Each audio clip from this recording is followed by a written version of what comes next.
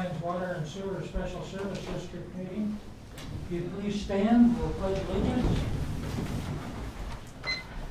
I pledge allegiance to the flag of the United States of America and to the republic for which it stands, one nation, under God, indivisible, with liberty and justice for all.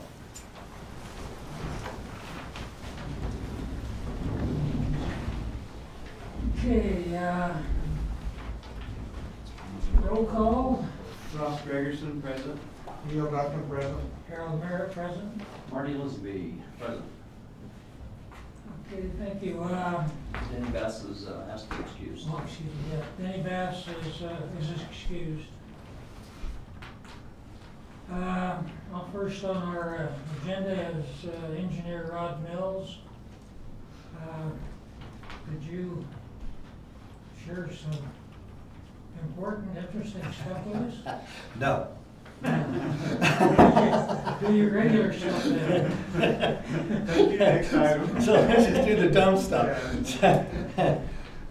There's actually nothing new to discuss on the Canyon Springs piece. I have been in conversation with the USDA folks a little bit, but there's nothing new there. They're just getting their feet back underneath them from their, what is it called? Furlough. Furlough, thank you.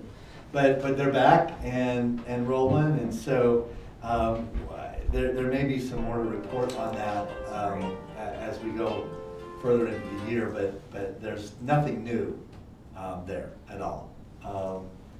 And then training is on the list, but we've already discussed some of that, and many of you have already met your training requirements for, and can do that in the conferences that are coming up as well. World Water is coming up here in another 3 or 4 weeks. Great conference for just interacting with a lot of people. Is that St. George? Or? Yeah, it's in St. George, which makes it even better. But that's a great conference for just interacting with a lot of folks that are dealing with the same kinds of stuff you are, and there'll be operators there, and engineering types, and board people, and just it's a good conference. Lots of good education there. You can kind of pick and choose the pieces that you want to learn about and some of that kind of stuff. And the only other one that I think is really great for folks like you guys at a board level is the league does some board training as well. That's very well done, once or twice a year. And they sometimes will even incorporate the open meetings training requirements that you guys have on an annual basis, so you can meet all of those requirements pretty readily. Yeah. In the past, they emailed us the schedule and what's going on. When you get one, could you let me know? Yeah, absolutely. I'll make sure absolutely that everybody gets one. Yeah, I can do that. And then just the other piece related to that, I have offered to sit down with the board in a workshop session. Of course, it would be open to the public and everything, but go over the master planning instruments and how we go about sizing pipe sizes for various parts of our system, how the storage requirements are identified, what the projections for growth relative to those numbers are. And you have an open offer for me to sit down and do that workshop. Right now the state is going through rewriting the requirements for many of those things, and it's going to be done on a system to system basis instead of, you'll relate to this, but they're 800 gallons per day per capita. Have you ever heard that number? Mm-hmm. It's the universal number. Well, the state is tossing that one out. I don't have to calculate, I don't have to use that number anymore for my calculations for pipe sizing, for storage sizing, a lot of that kind of stuff. We have to do our own individual treatise, which involves really going through the records of the district from an operational perspective and making our own determinations of what those numbers actually are. And that statute is going to come into effect in 2020. So we've got a little bit of time to get that done, but that's all coming down the pipe, pun intended. I didn't, come on, folks, that was pretty good. Wasn't that good? Come on. When would be a good time for you to make that presentation here? Within a week or two's notice, I could be prepared for a discussion. And I don't want to just do a lecture. I'd actually like to really just create it in a forum where everybody's sitting around the same table, and I've got a number of agenda items, and we just go through the discussion of them. And a lot of these are the really ones that are right in front of us right now. The way the state is requiring we recalculate our demands. Would a and some month of that be too stuff. far away? No, I don't think so. How does this sound? How long would you like? How long do you want to spend? How- I mean, I could literally do a half a day without any trouble. There's lots of information to throw out there. What do we do? But we can consolidate that much more than that and get right down to the executive summaries, because the stuff that I deal with, I think you guys need a working knowledge of it, and an understanding of how to redirect as necessary. But you don't necessarily need to get into all of the technical details unless you want to, in which case I'd be happy to share that as well. The 7th of March is our next meeting. Would that work for everyone at 3 o'clock? Or would you prefer 2 o'clock? Would you like more time? Let me look. That's just a place to start. If somebody Yeah. else, if that didn't Well, work. Rod, I mean, we wouldn't need to go over things like frictional loss and all that kind, and that, you're not getting to that level, right? Concept or? You and I are the only ones that wouldn't be bored to tears by that conversation. So my intent would be, no, we're not going to get to that level. We're going to talk about the statutory requirements that we have used historically and what we're going to be shifting to. And also the stuff that is system specific here in terms of our master planning efforts, where the pipeline corridors are sort of scheduled out into the 50 years and what have you in terms of where we project growth and some of that kind of stuff. And that's a little bit of, that's just, you know, the crystal ball gets cloudier by the year, right?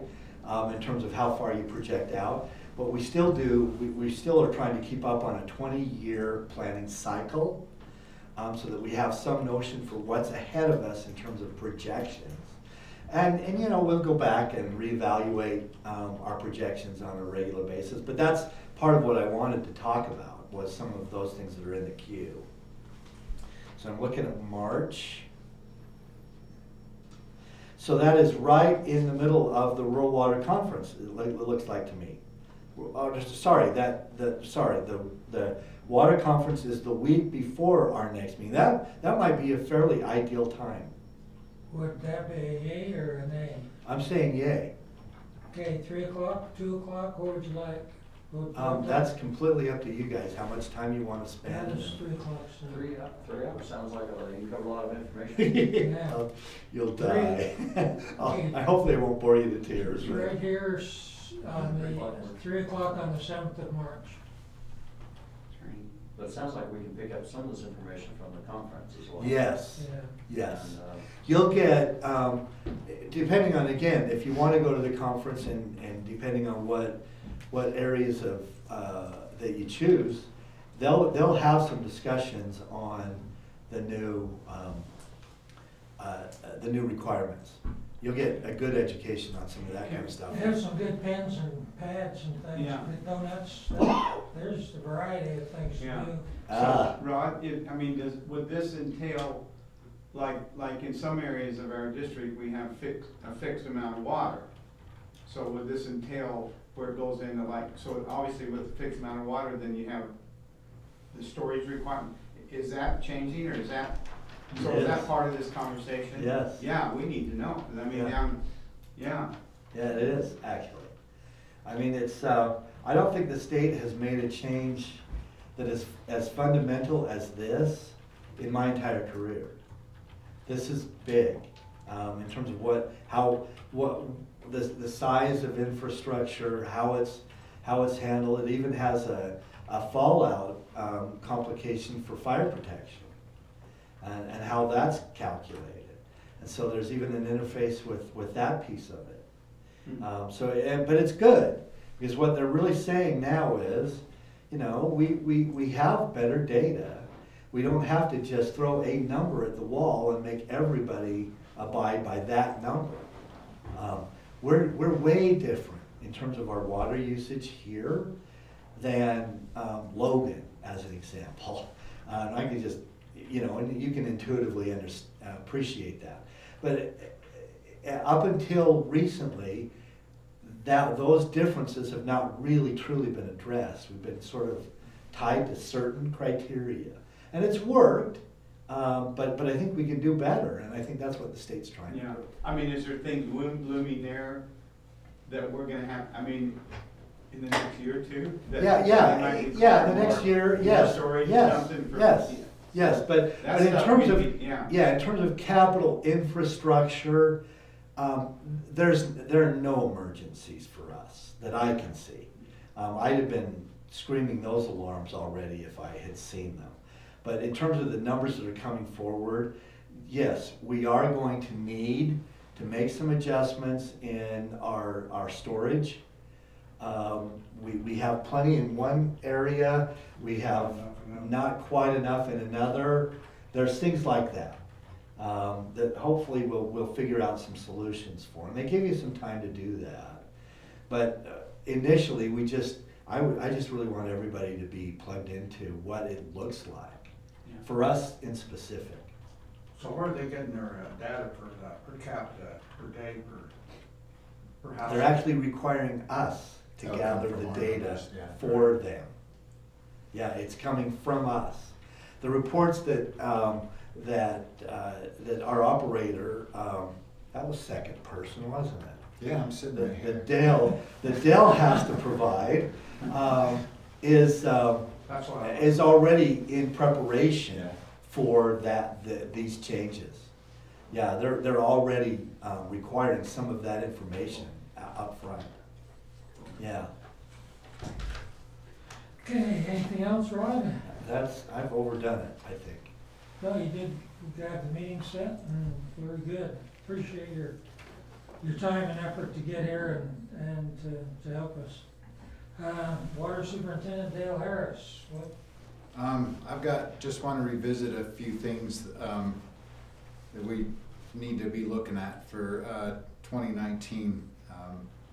One of the biggest things is this our wash crossing that we have that we attempted to put some half pipes on over there in Cedar Point. I'd like to do a scour analysis on that, see if we actually need to put that in casing. If you guys remember right, Harold came over there. I placed some boulders and whatnot that actually shifted the water away from that. But here about 3 weeks ago, I just checked the depth with my reader and then exposed it again with the shovel, and we've only got about 8 inches on those 2 lines. And then we also have the one that's in front of Ross's property that's way shallower than that. It's about 3 inches probably underneath the surface. So I just want to make sure that we don't lose sight of those that we need to take care of. My other thing is that we did a fantastic job for all the big boulders and whatnot above the 1 million gallon tank, but we still have that immediate bank right behind the tank that is just the scree just keeps coming off of. And I was up there this morning. You got baseball, softball size rocks that are still coming off of that ledge. So some type of a screening or something, or a mesh that we can put up there to maybe start grabbing some of that. I know that it's still gonna sag and gather at the very toe of that, but at least it's not putting all these trajectories, little tiny stones that keep Bullets aren't hitting the tank. Exactly. As soon as it dries out, I'd like to get out there and finish what Ross and I had started and get behind the tank all completely cleaned out behind that 1 million gallon tank to take all that stack from behind that. With all of the moisture that we're having, the water is actually is not running away from our tank. It's actually settling and forcing back up underneath the tank, which isn't a good scene either. The other thing is that every time that we have the storm like that it dawns on me that that 1 million gallon tank would be like trying to get to Canaan in the middle of the winter, if we were ever to have a problem up at that 1 million gallon tank. So I would like to have your guys' permission to price out some cinders, see what I can do to get them there, and at least get that big pole that goes up to the 1 million gallon tank. If I can, if the town will let us use the grader, grade that out and actually get some good depth to some cinders on there and actually get it packed in there, so that when it does rain or we do have this snow, that we can be able to drive up there. I had to walk almost all the way from the last couple of days, almost from the Jessup well. I about lost the truck in that little crossing that, what's his name, created up on the hill. About slid right into it, and there's nothing you can really do about it. It's just so slimy over there. My other concern that we have a cross-connection program in place on paper, but we're not operating that cross-connection control program, and that's mandated by the state. That's part of our compliance.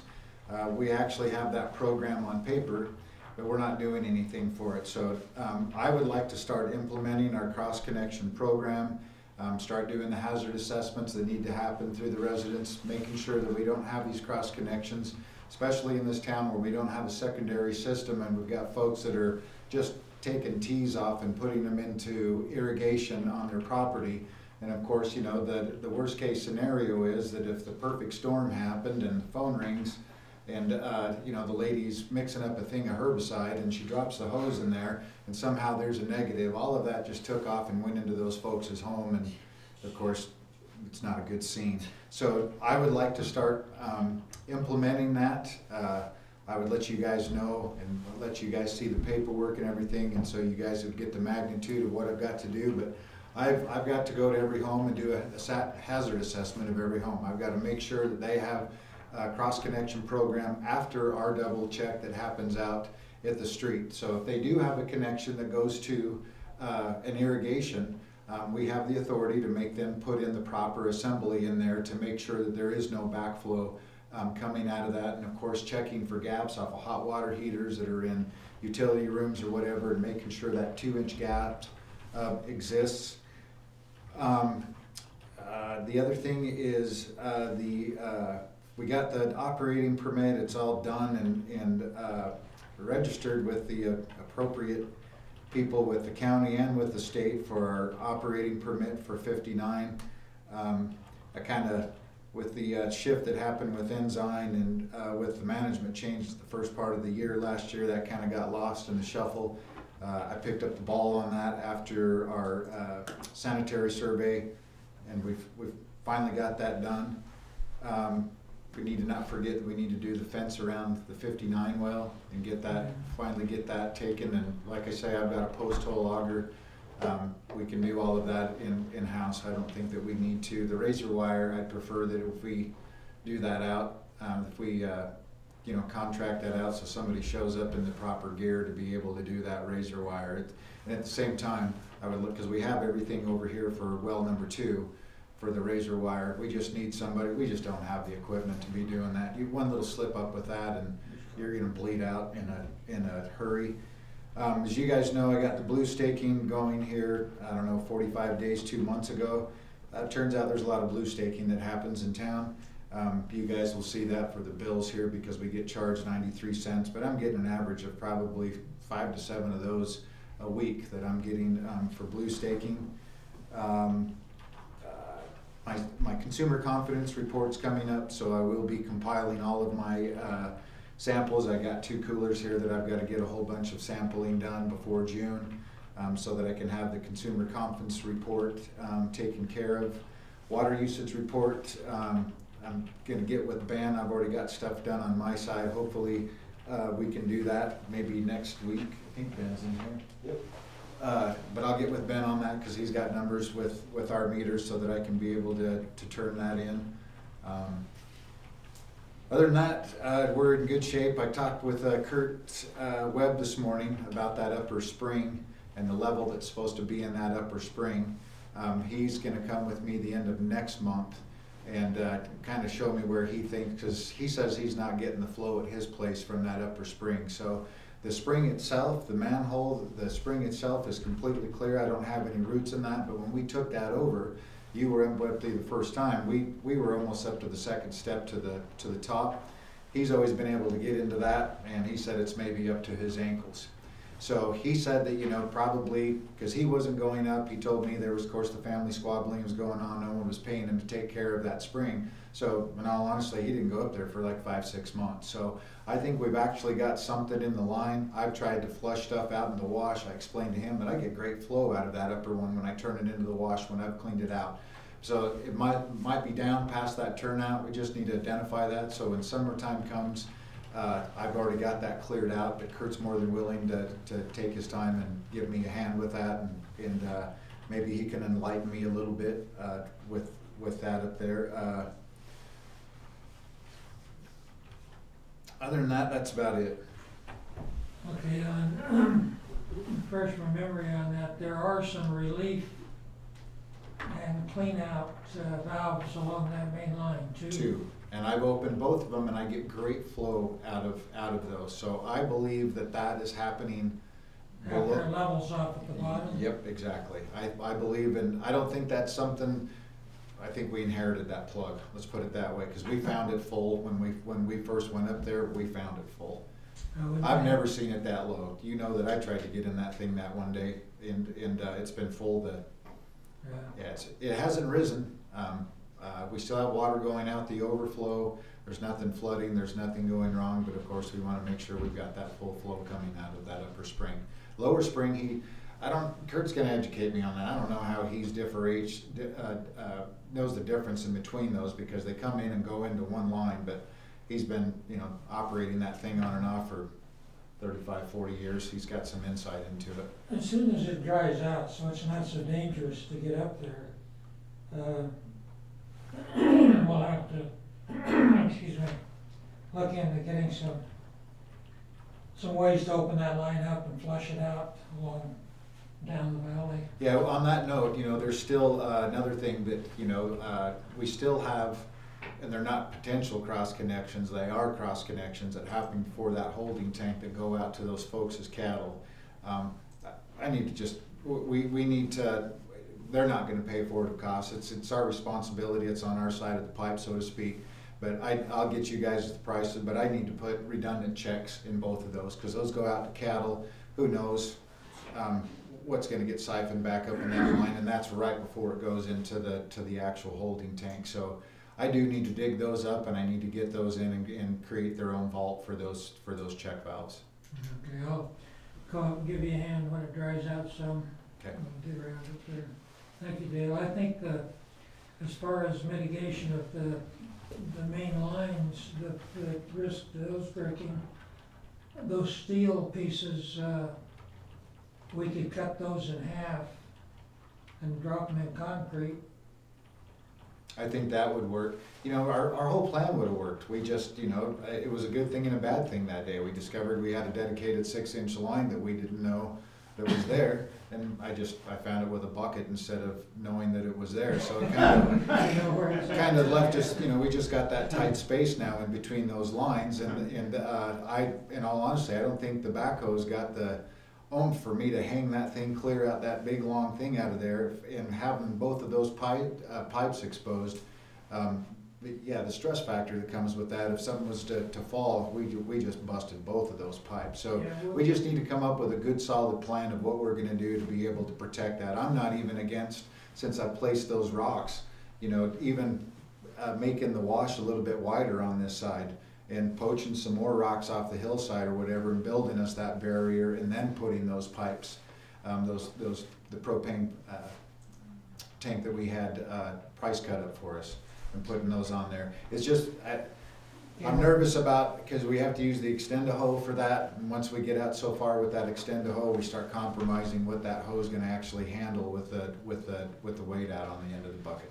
Why don't we prioritize these things with you doing a plan for cross connections, half a street a month or whatever you feel? Yeah, I'd like to have it done within 2 years. It'll take some time. When I did Springdale's, I was a good year and a half.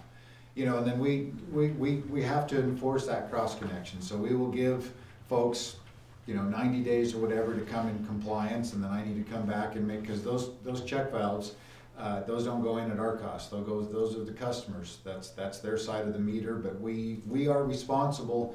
Our maintenance stops 6 inches off the back of the meter, but we're responsible for the water quality for the furthest running tap in every home out here. Yeah. Are we requiring those cross connections upon new homes when they come in? Oh yeah, most definitely. Yeah, I should be involved in that whole planning for that and how that water line. Good example is like I had this anomaly with the property that Marty sold to Pledger, to Irwin Pledger. There was a leach field right off to the side. It was the first thing that I'd ever encountered. And actually, when I called the state, they're like, "What are you calling us for? You're only responsible for 6 inches off the back of that." And I corrected them and said, "We're actually responsible for that water quality." So they felt comfortable, of course, with us just moving it out of there, so that it would, by no slim chance. And Irwin did what I asked. He's got it in a conduit, and it's for their protection. Everything is to keep the customer safe. We can only do so much on their side, but some of that responsibility does lay on the consumer. Okay, appreciate it. If you could do that, and then we'll do the steel pipe next and work our way through it. Okay. By then, maybe we dry up the canyon and we can go from there. On policies and procedures, I don't have a great deal this evening, or as in anything at all. Could you abbreviate that? We'll move on here. Let's see, Mayor, On future needs of district expansion and outlying wells and basin closures, I've got nothing to report other than what I did last time. I didn't get anything closed this week, as far as the basin goes. But I'm planning on having additional conversations when it's available. with this conference in St. George might be a good time to bounce around and see if I find somebody. Yeah, I'll be attending that. I'll get the information on that. And One thing I thought of that had slipped my mind is that we used to have a subscription to the Spectrum, and we may still have it. But we need to check the Spectrum daily, because that is the only way for us to find out who has applied for a well permit in this basin. We talked to the state and they say, "We're not gonna send you a letter and tell you somebody's drilling a well or applied for a permit. We put it in classified ads in the local paper." So somebody could drill wells here, there, everywhere, and we'd never hear about it. So we did for a while check the classifieds every day. And if you could call a paper, we probably still have that up and running, and you could put it in your computer and just put it on your hit list. And if there's no well applications, just let it go. But it seems strange, but that's the only way the state notifies people of new well permits. And help me out what we do with that information once we have it. We, as a board, decide whether it's something that we feel we should contest or not. Okay. So we do have the ability to contest it if we Yes. decide to. Well, it's only, the internet paper is only $10 a year, isn't it? That's not much. It's $6. Well, to have it dedicated to a computer is $6.99 a month. Really? Because I'm getting at my home is $10 a year. Why don't you bring it down here when you're through? Where your computer is. You want to call me every morning and ask me to look? Because I can't remember. However you'd like to handle it. If you would like to delegate that to Ross, then that would probably, whatever. Oh! I don't have time to read the paper anymore. Yes, You might check this website called utahlegals.com, because they have all legal notices on that website. And I don't know if it has the well ones, but I know it has foreclosures and stuff like that. Rod? I'll look that up. Yeah, Yeah. I don't know. But if that was that's- just a if thought that's that we included. should set up a regime, so we check that, and somebody isn't out here drilling umpteen wells, and we find out about it after it's over with. And as far as contesting it, it's just a board decision whether we feel it's a threat or what we wanna do about it. It just seems too that someone should be watching. I mean, you can have a 1 acre foot of water, go get a permit, and somebody drill a well, you can pump in, Yeah, down here by the post office. tons more than that. You know, it's just, because no one's checking it or no one's paying attention, the state or otherwise. I mean, other than maybe the size of the pipe that goes into the ground, maybe there's regulation how big they can based on the water shares, but other than that, they can run that thing 24/7, no one will know the difference. So, and our policy, we have a policy with one house per well anyway, don't we? Yes. So, I mean, if we go out there and all of a sudden they're gonna put in 5 houses, Yeah. that's an issue. Yeah, Right. that changed the status of the well, actually. So anyway, we need to spot those in the paper and then have a discussion among ourselves, what we're gonna do about it. And not get blindsided after they start building their house and becomes a real issue. So Michelle, if you give us some advice on that, if you think about it for a little bit, we'll go from there. Anything else, Marty? Just, the next one coming up is Danny Bass's, and so I could update you a little bit on the meeting we had with Hank Isaacson. The meeting turned out a lot different from what I thought it was gonna be. I thought it was just gonna be a training meeting like you guys went through once before with some information, but it turned into more of a, to be honest with you, I don't know what the guy's position is, but my impression is he's some type of engineer. And he's suggesting that we get a grant from DEQ. He says it's probably gonna be in the neighborhood of $30,000 to $40,000. And that grant we would take, and they would help us map out everything, 30 different ways of how we can put sewer in that valley. And with that information, they would then give us approvals on, for example, the system that Hank is trying to put in at his subdivision that has the membranes. And that approval process would help developers like Travis or Hank Isaacson have those systems qualified for use. And at that point, that would help us qualify also on that $40,000 grant. My understanding is if something's done, then the 40,000 is free money. And if we take all this information and do absolutely nothing with it, then we could be on the hook to pay it back. And so Hank raised his hand and says, I'll be responsible for the 40,000.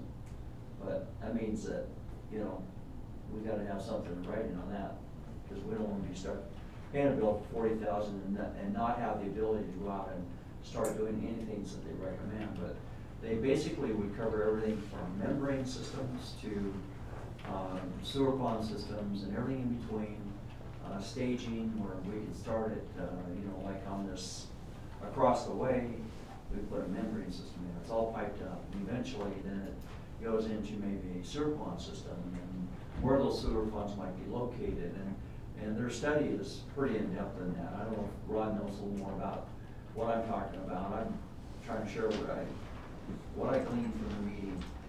And I gave him the go-ahead to start the paperwork on it, because at that point we can at least have something in writing we can talk about, present to town council and so forth to determine is this the direction we want to head.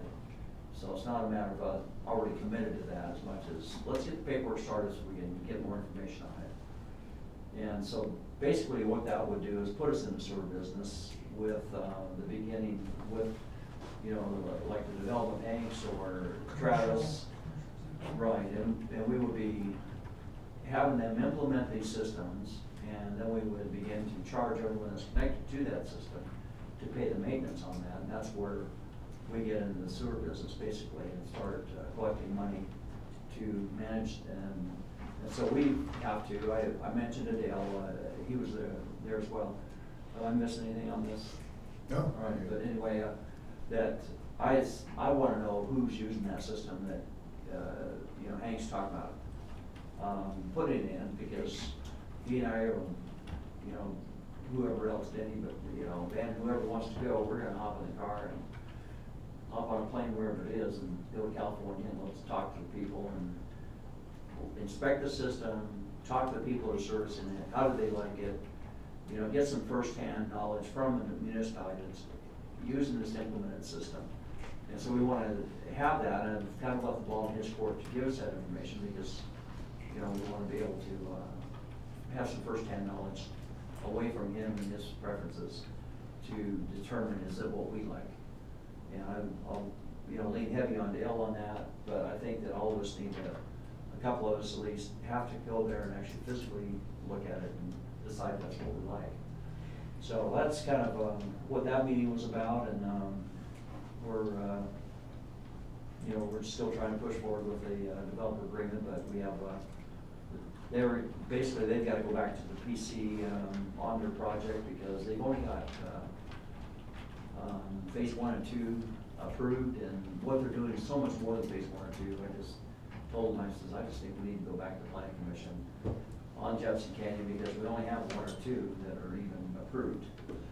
Technically, those approvals are expired right now as well, but in talking with our attorney about that, he said that we'd be insane not to extend those approvals by a town council vote, because that developer agreement's been in our hands for going on probably 2 years to get signed off, and because we failed to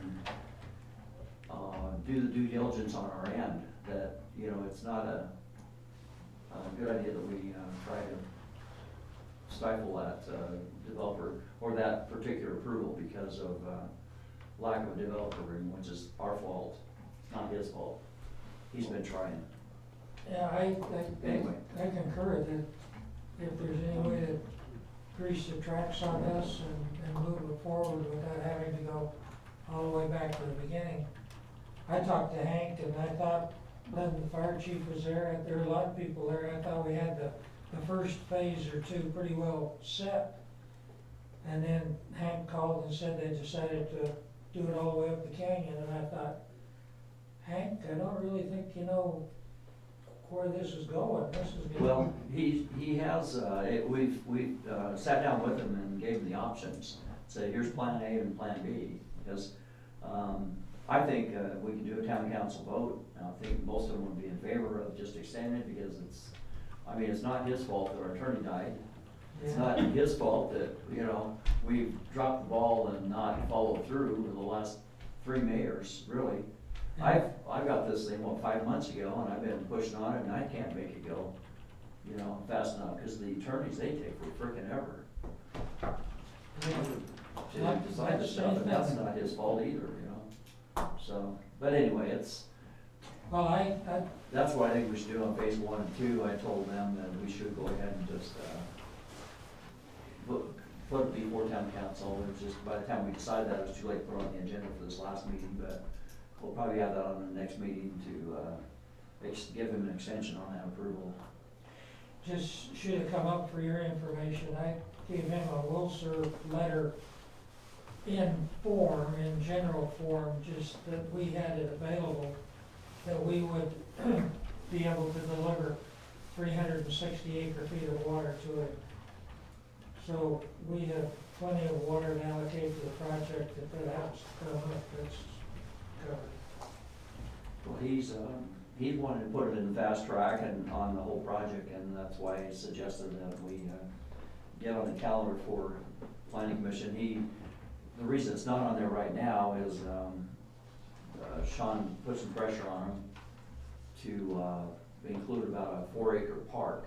Says there's no parks in your development at all, and it seemed like we should have a city accessible park included into this. And so he made the comment that that's $10 million worth of real estate if it gives up 4 acres of building land, and that's the size of the caliber of what he's building out there. That 4 acres would take up $10 million worth of building, which is pretty remarkable. That's a pretty nice project. It's a high class, but anyway, he's agreed to do that. He's gonna put a town park in it. It would face Apple Valley Drive. Apple Valley Drive would actually be changed. Straight?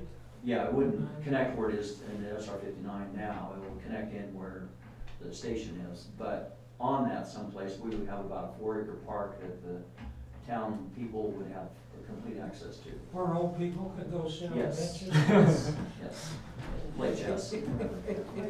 Anyway, it's, we're pushing forward, and we're working closely with them on a semi-daily basis, trying to get these, things ironed out and get on the PC meeting for the rest of past phase 1 or 2, past that as well.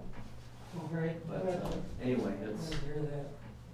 Yeah, as this septic thing comes along, just everybody keep on the same page. It'd be nice to take a trip. All we have to do is advertise it and everybody could. I just think it's the way to go for us to get into the sewer business where we modularize these in these developments, and then at one time, when the pipe gets close enough, we end up, you know, doing sewer ponds in another 10 years.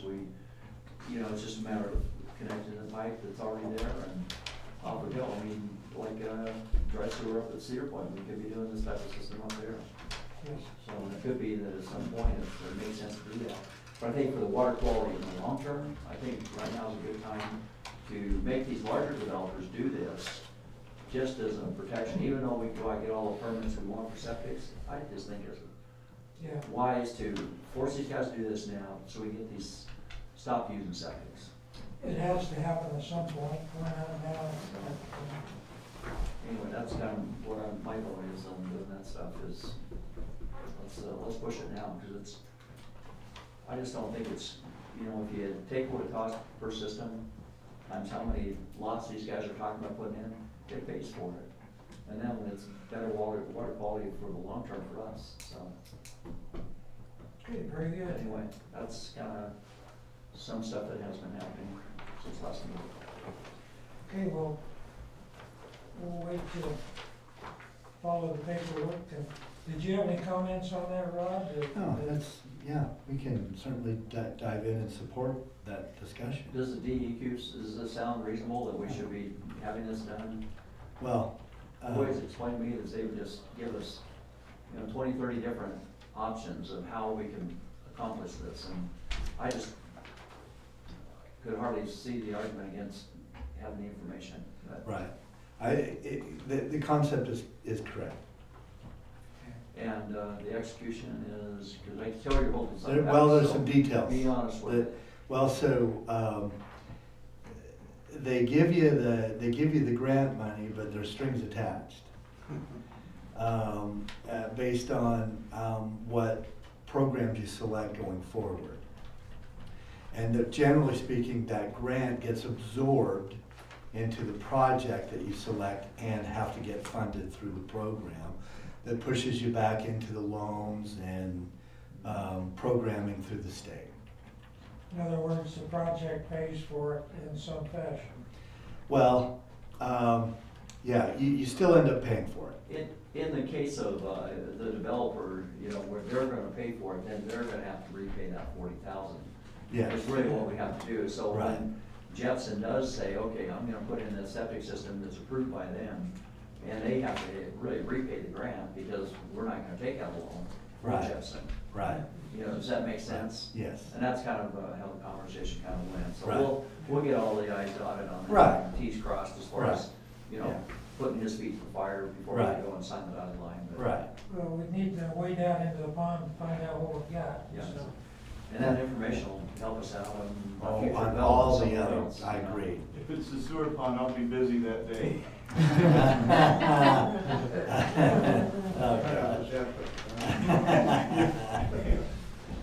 anything else?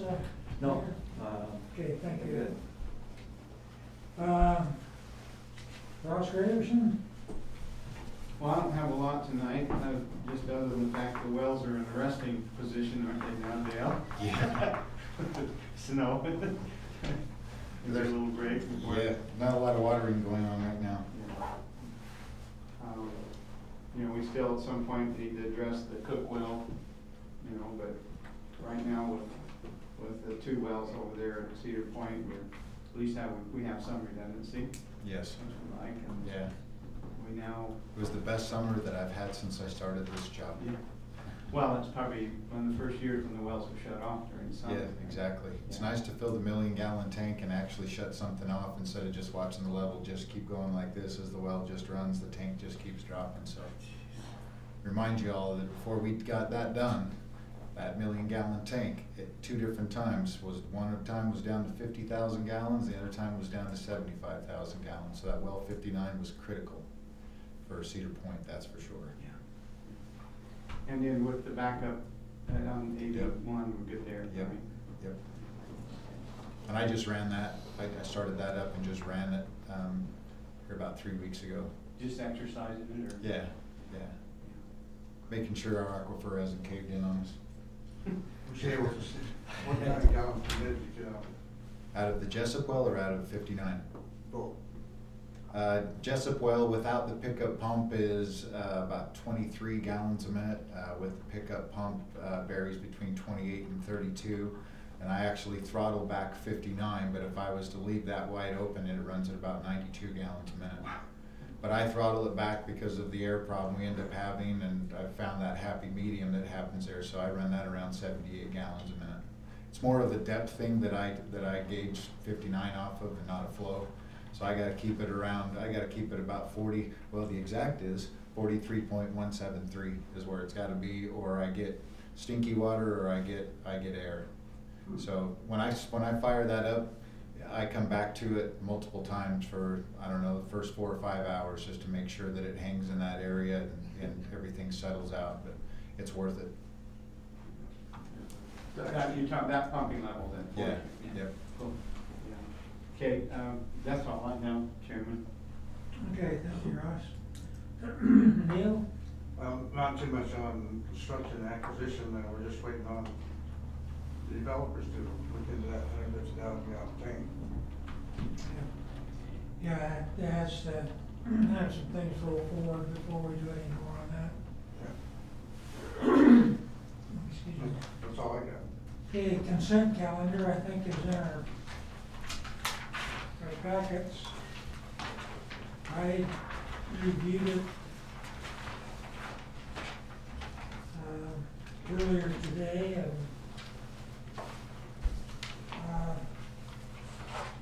do you mind if I provided just a quick kind of introduction to change on the consent calendar? okay. So going back for the last few months, there's been essentially 5 key documents that have been part of that consent calendar. So it's in the past, it's been the check register, disbursement listing, general ledger, statement of assets, statement of net assets, and statement of change in net assets. There's a lot of redundancy among those 5 reports. 2 of them really are a lot of everything's overlapping. General ledger is really unnecessary to view as a board. I consolidated it down to what I saw as the 2 most critical items. The check register, which shows all cash out for the month, for the reporting month. And I ordered that by the dollar amount. So you can see that the most expensive items are at the top. So we can say, what are the big ticket items that went out this month? The other item that I decided to include this month was the statement of change in net assets. And that's where we see operating expenses. So essentially our operating expenses is a percentage of budget is what we're looking at. So we can see if we're halfway through the year, have we received half of our budgeted sales? Can we see that we're over budget in some expense categories and under budget? So I've consolidated it down. Those are the 2 things that I feel like the board should be looking at every month. So feel free, if you have any questions, let me know. I noticed that there were some differences. I didn't have any questions on the thing.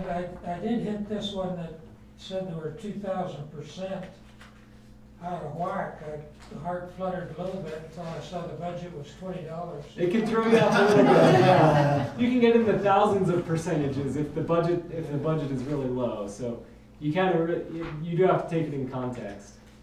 I think actually, as a side note, I believe the one that you're talking about, or one of them that's really out of whack, is bank fees.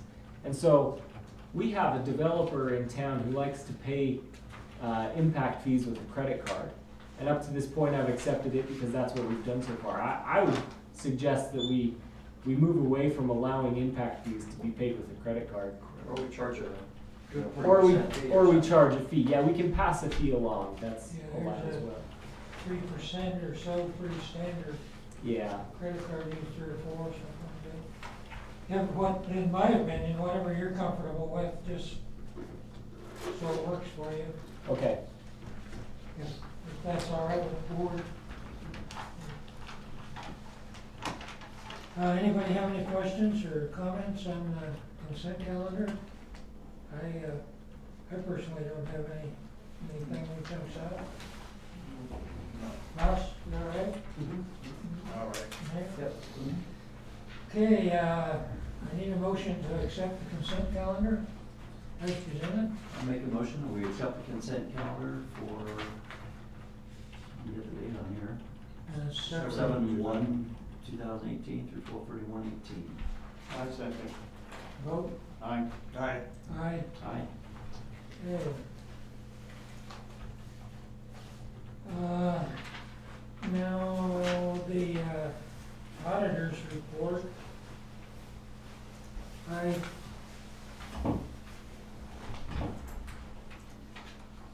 read the comments in there and felt that they were fair and pretty self-explanatory. Frankly, the numbers are a matter of trust, because I don't know where all these things come and go. But I didn't have any issues with the language, and I don't see anything in the numbers that bothered me. I looked through it for quite a while this afternoon. Did anybody? I'm fine. Yeah, I didn't see. Okay, I would need a motion to accept the New Plains Water and Sewers Special Service District Annual Financial Report for the year ending June 30th, 2018. Do I have a motion? Yeah, I was gonna say one thing we could ask if Ben has any comments he wanted to interject into this at all. Yeah. before I we mean, vote on it. I made some notes of things that I think would be relevant to the discussion as we review the financials for fiscal year 2018. As an accountant, it's pretty easy to, we have 5 financial statements that can contain all sorts of numbers, and if you can consolidate a problem or an insight into a single number and communicate that really well, then you've done a good job. And so what I've pulled out of the financial statements for fiscal year 2018 is if you remove impact fees. And I sent an email to the board about this earlier this week. If you remove impact fees, what do our financials look like? We didn't have a lot of building going on. And essentially, our impact fees are paying our debt covenants with for the state loans. It's about $140,000 annually. And so, as we move into this next year and we look at as we look to revise our budget, as we look to make these changes, I think we need to take an approach, a spirit of conservatism, and I think everybody's on board with that. As I've talked to Neil, as I've talked to Harold and the mayor, I think everybody's on board with that idea. But it's something that we really need to be concerned about, and we should probably be talking about on a monthly basis. Are we on track to make that big loan payment next December? What do we need to be putting away every month towards that? Are developments coming in at a rate that we need to in order to make those payments? Because when I look at the financials, when I look at the audit report, auditors won't give a statement. They won't give an opinion unless there's a going concern issue. And we have impact fees coming in, so they didn't give an adverse opinion in that regard. When I look at it, it scares me. The number of loans that we have going out on a monthly basis, the operating income that we have coming in for water sales, it's it's a position that we need to get a handle on, and we need to be observant of that and conscious of it, and making business decisions based around that idea. And you know, this isn't something that's new to anyone, I don't think. But as I set my eyes on it and look over the financials, I think we need to have some targets that we're talking about regularly so that we can ensure that we make our debt payments. There was one number that they did bring up in the audit report, and that was the unrestricted financial, wow, it's failing me. We have a negative unrestricted net position. So what that means is our debt covenants require that we set aside a certain amount of money just to keep on the side to cover those debt payments. And that number has, year after year, gotten more and more negative. And the requirement by the state of Utah is that we set aside in a budget, that we set aside 5%. So we allocate 5% of our annual sales to recovering that negative net position. And so that's kind of just another side note. I'm confident that we can pull through it. Let's just get some building going, and we can get on top of this stuff.